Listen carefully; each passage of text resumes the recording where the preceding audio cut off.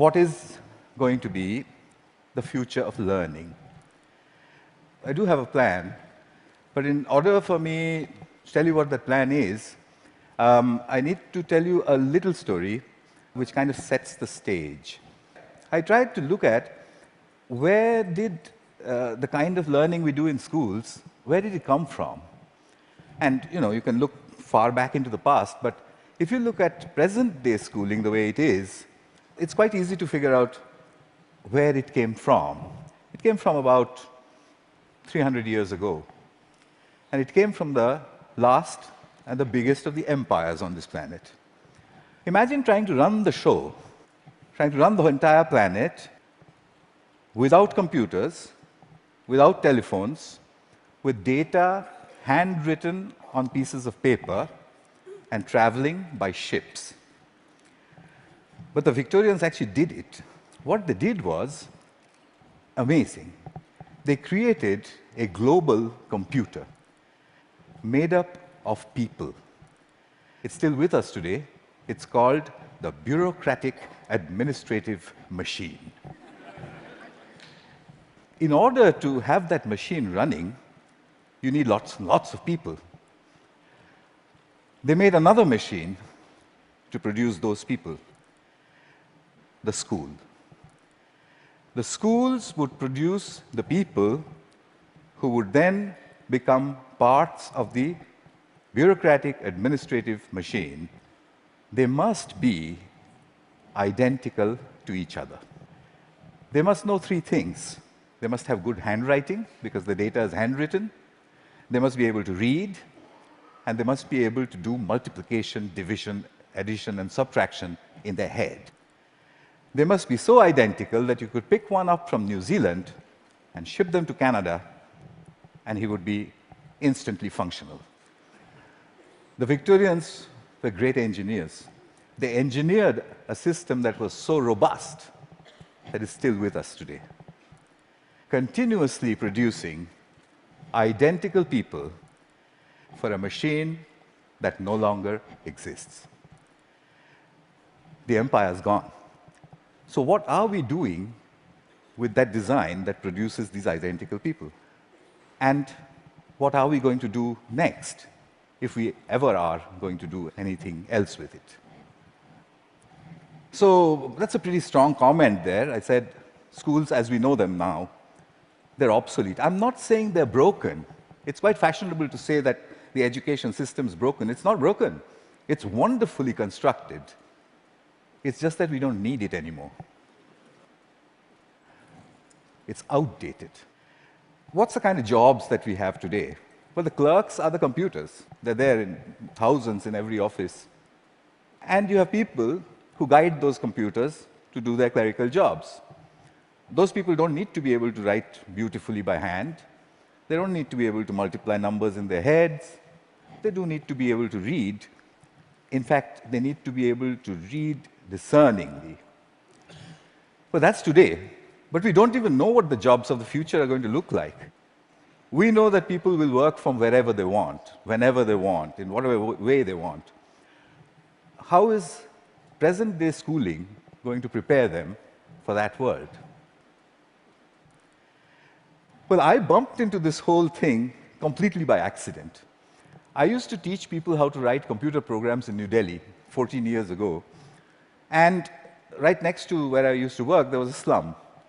And I used to think, how on earth are those kids ever going to learn to write computer programs? Or should they not? At the same time, we also had lots of parents, rich people, who had computers, and who used to tell me, my son, I think he's gifted, because he does wonderful things with computers. And my daughter, oh, surely she's extra intelligent, and so on. So I suddenly figured that how come all the rich people are having these extraordinarily gifted children? What did the poor do wrong? I made a hole in the boundary wall of the slum next to my office, and I stuck a computer inside it just to see what would happen if I gave a computer to children who never would have one, didn't know any English, didn't know what the internet was. The children came running in. It was 3 feet off the ground, and they said, "What is this?" And I said, "Yeah, but it's, I don't know." So they said, "Why have you put it there?" I said, "Just like that." And they said, "Can we touch it?" I said, "If you wish to." And I went away. About 8 hours later, we found them browsing and teaching each other how to browse. So I said, "But that's impossible. Because, how is it possible? They don't know anything." My colleagues said, "No, it's a simple solution. One of your students must have been passing by, showed them how to use the mouse."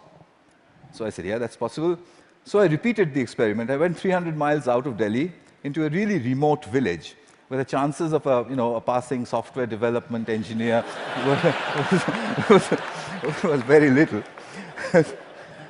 I repeated the experiment there. There was no place to stay, so I stuck my computer in, I went away, came back after a couple of months, found kids playing games on it. When they saw me, they said, "We want a faster processor and a better mouse." So I said, "How on earth do you know all this?" And they said something very interesting to me.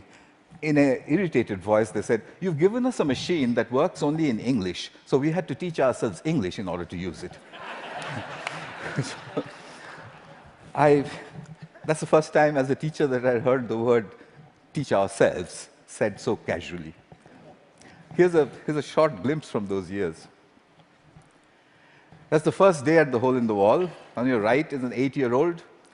To his left is his student. She is 6. And he's teaching her how to browse. Then on to the other parts of the country. I repeated this over and over again, getting exactly the same results everywhere.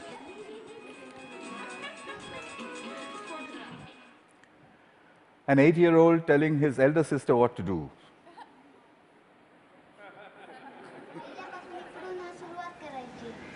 And finally, a girl explaining in Marathi what it is and said, "There's a processor inside." So I started publishing. I published everywhere. I wrote down and measured everything. And I said, in 9 months, a group of children left alone with a computer in any language would reach the same standard as an office secretary in the West. I'd seen it happen over and over and over again. But I was curious to know what else would they do if they could do this much. I started experimenting with other subjects. Among them, for example, pronunciation. There's one community of children in southern India whose English pronunciation was really bad. And they needed good pronunciation because that would improve their jobs. I gave them a speech-to-text engine in a computer. And I said, "Keep talking into it until it types what you say." Okay. They did that and watched a little bit of this. Nice to meet you. Nice to meet you. The reason I end it with that, the face of this young lady over there is because I suspect many of you know her. She's now joined a call center in Hyderabad and may have tortured you about your credit card bills. in a very clear English accent. So then people said, "Well, how far will it go?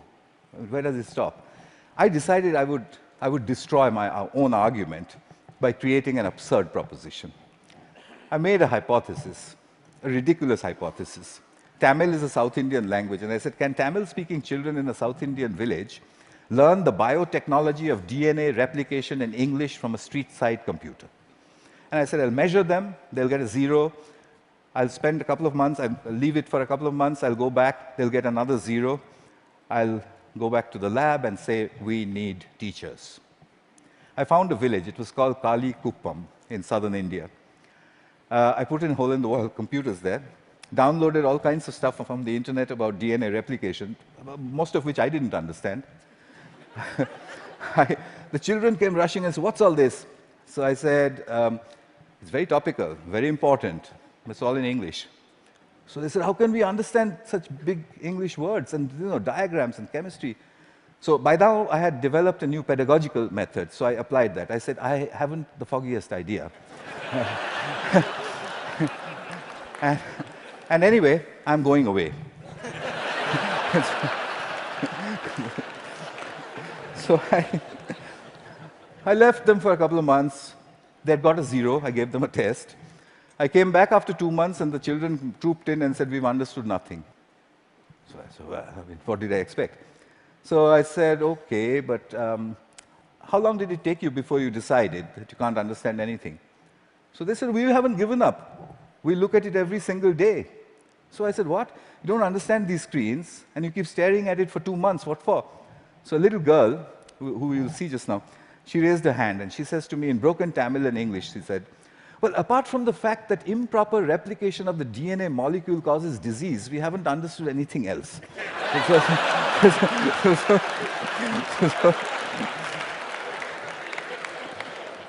So I tested them. I got an educational impossibility, 0 to 30% in 2 months in the tropical heat with a computer under the tree in a language that they didn't know, doing something that's a decade ahead of their time. Absurd. But I had to follow the Victorian norm. 30% is a fail. How do I get them to pass? I have to get them 20 more marks. I couldn't find a teacher. What I did find was a friend that they had, a 22-year-old girl who was an accountant, and she played with them all the time. So I asked this girl, can you help them? So she says, absolutely not. I didn't have science in school. I have no idea what they're doing under that tree all day long. I can't help you. I said, I'll tell you what, use the method of the grandmother. So she says, what's that? I said, stand behind them.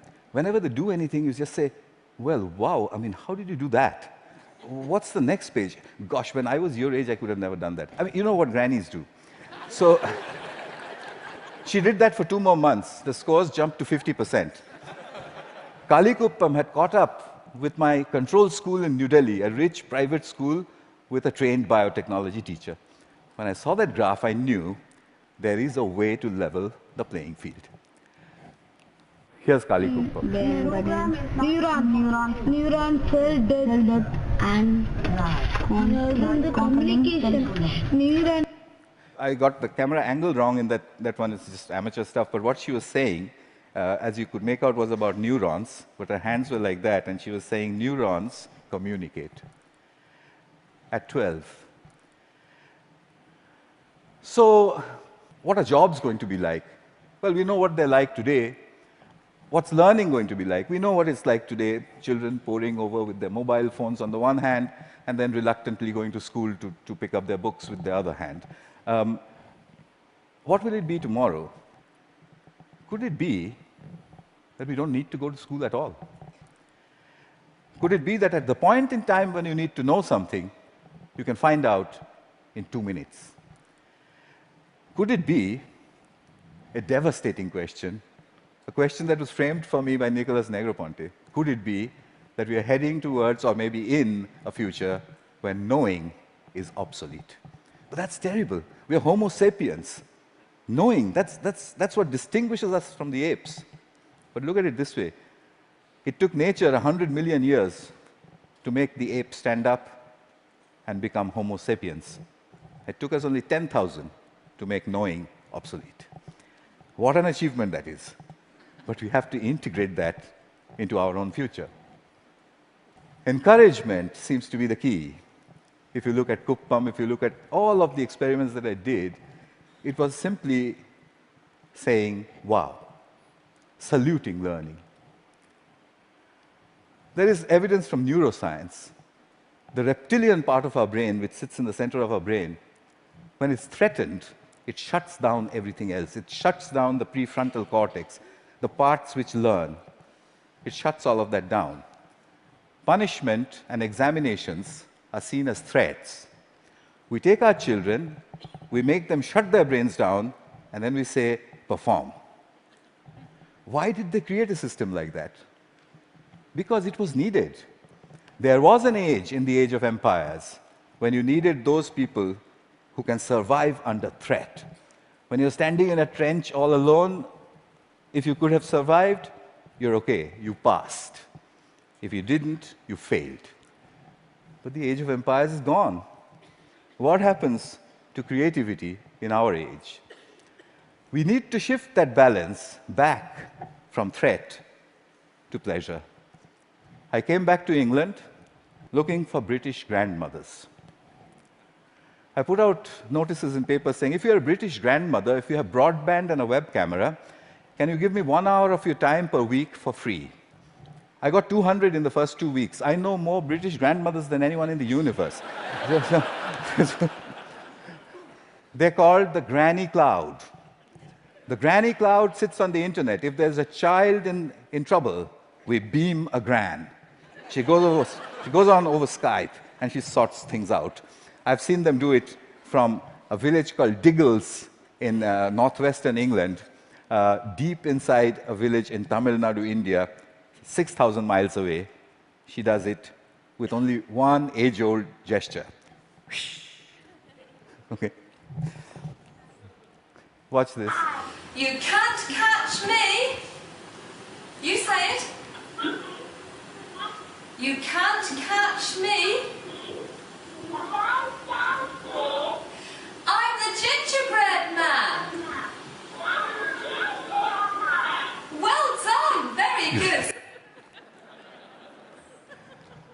So what's happening here? I think what we need to look at is we need to look at learning as the product of educational self-organization. If you allow the educational process to self-organize, then learning emerges. It's not about making learning happen, it's about letting it happen. The teacher sets the process in motion, and then she stands back in awe and watches as learning happens. I think that's what all this is pointing at. But how will we know? How will we come to know? Well, I intend to build these self-organized learning environments. They are basically broadband, collaboration, and encouragement put together. I've tried this in many, many schools. That's being tried all over the world, and teachers sort of stand back and say, it just happens by itself? And I said, yeah, it happens by itself. How did you know that? And I said, you won't believe the children who told me and where they're from. Here's a soul in action.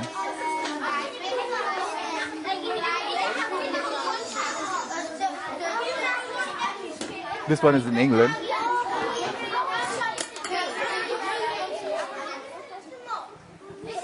He maintains law and order. Because remember, there's no teacher around.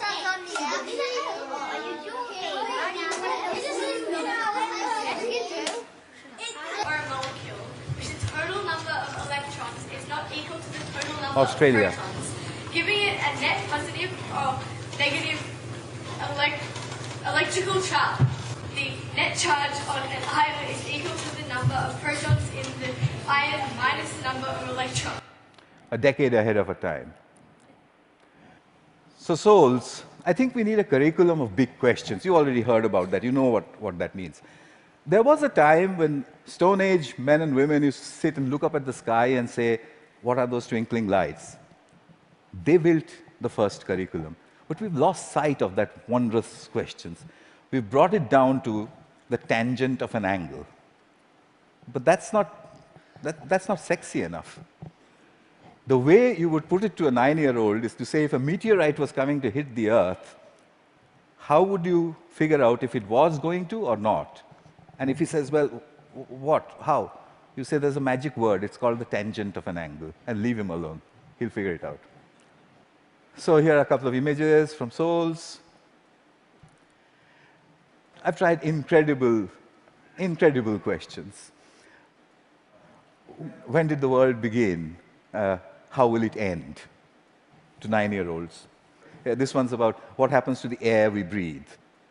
This is done by children without the help of any teacher. The teacher only raises the question and then stands back and admires the answer.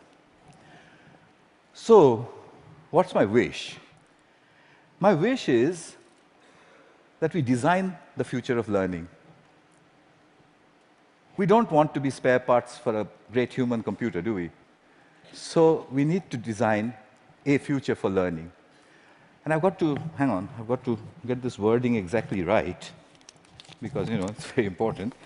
My wish is to help design a future of learning by supporting children all over the world to tap into their wonder and their ability to work together, help me build this school. It will be called a school in the cloud. It will be a school where children go on these intellectual adventures driven by the big questions which their mediators put in. The way I want to do this is to build a facility where I can study this. It's a facility which is practically unmanned. There's only one granny who manages health and safety. The rest of it's from the cloud. The lights are turned on and off by the cloud, etc., etc. Everything's done from the cloud. But I want you for another purpose. You can do self-organized learning environments at home, in the school, outside of school, in clubs. It's very easy to do. There's a great document produced by TED which tells you how to do it. If you would please do it across all 5 continents and send me the data, then I'll put it all together, move it into the School of Clouds, and create the future of learning. That's my wish. And just one last thing. I'll take you to the top of the Himalayas. At 12,000 feet, where the air is thin, I once built 2 hole-in-the-wall computers. And the children flocked there. There was this little girl who was following me around.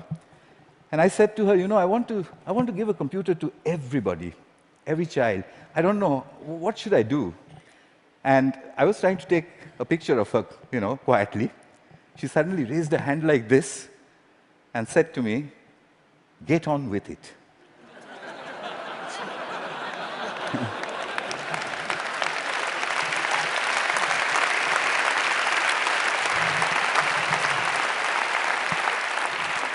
I think it was good advice. I'll follow her advice. I'll stop talking. Thank you. Thank you very much.